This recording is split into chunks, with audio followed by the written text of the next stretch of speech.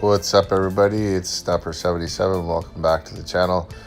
Today we're going to have a look at the last highlight reel from Chapter 3.3 of Ultron's Assault Variant Difficulty, and just sort of like a mishmash with some matches with Medusa and Proxima Midnight. I was kind of disappointed in Variant. When it first came out, I thought I was going to be in really good shape with the rank 5 Medusa, but a lot of nodes and other things catered to make Medusa not as usable, but she is still usable against robots, and also robots other than Ultron, and she's still useful against Sentinel and some other matches too. A lot of matches or nodes are uphill battles with Medusa because things like buffet and masochism and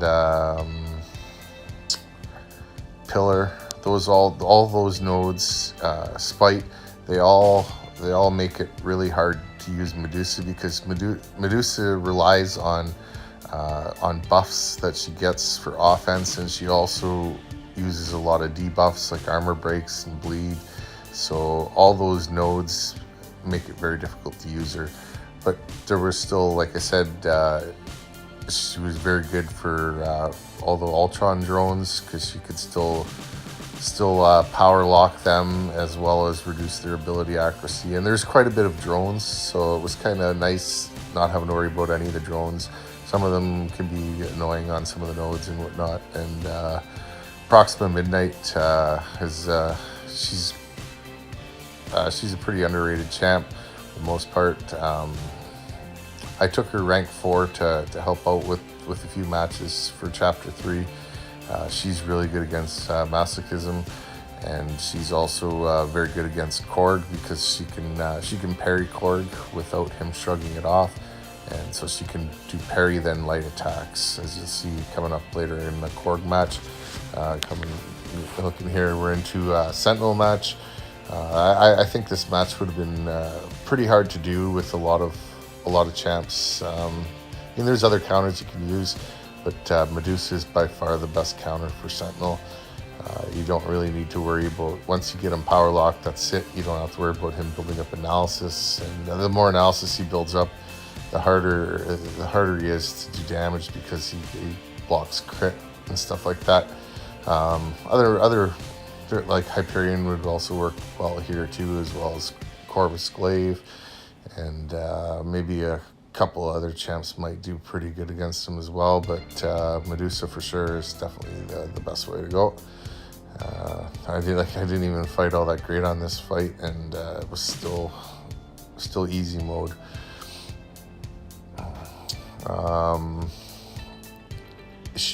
Medusa still is useful against the Ultrons. She's just harder to use, and you have to be careful. The 3.2 Ultron boss, she's pretty decent against, I gotta say. And here was another drone. I think this is the drone that that auto evades. So I really wouldn't want to be doing this match. I could see being pretty hard without Medusa. That auto evade is just nasty. You can see there, even with Medusa, it's hard to get it built up. See, he evaded my L1 there, so now after he did that, my health was really low. I thought I was going to be dead in the water, but I had fatigue debuff on me there, so it made willpower help me regen a little bit. But I had given up on trying to use the L1. I was just gonna do some parrying and hit him a couple times and build up for my L3.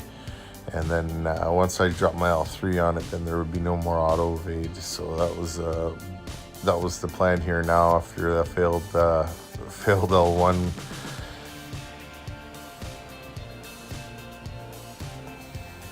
yeah, this node also has buffet as well, so it's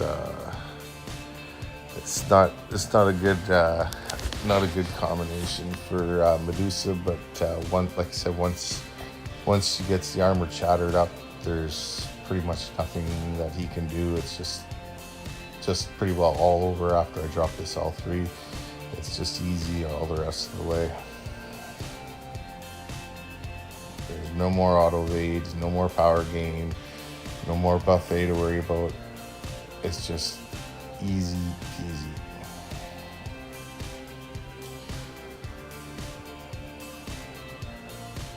You can see she's hitting like an absolute truck there as well too. 8k medium attack, 6k medium there, 9.75. It's almost a 10k medium attack. It's pretty solid. And that was the end of the drone there, and now we're going into this match here. I was extremely worried about this match. I turned dexterity off for this, just because it makes the match easier with buffet. You don't have to worry about him getting any regen from dexterity, and also you don't have to worry about him going unblockable from evading back.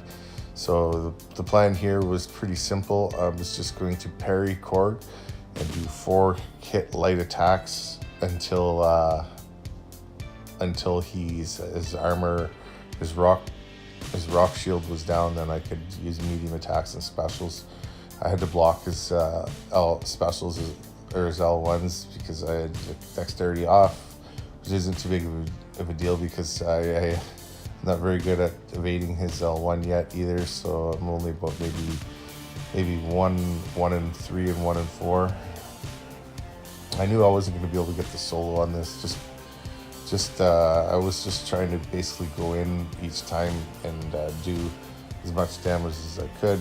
I was more than happy with dying a couple times on this node because I've heard many people have had a lot of problems with this node, and Korg is really hard to fight, and Korg with buffet makes it just like an absolute nightmare. So I was more than satisfied with getting him down below 50% health in one fight.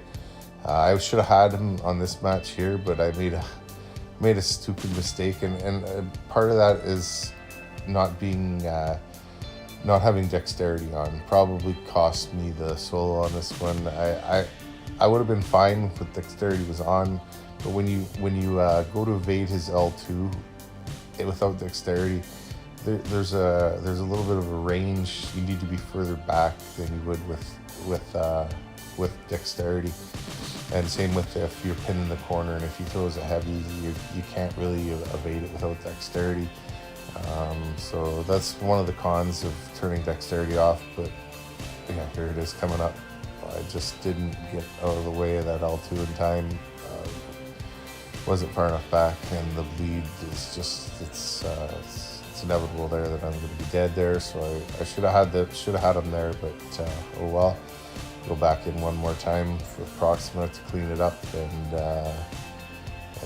that would be the end of Korg. And I was extremely happy when I had this match down.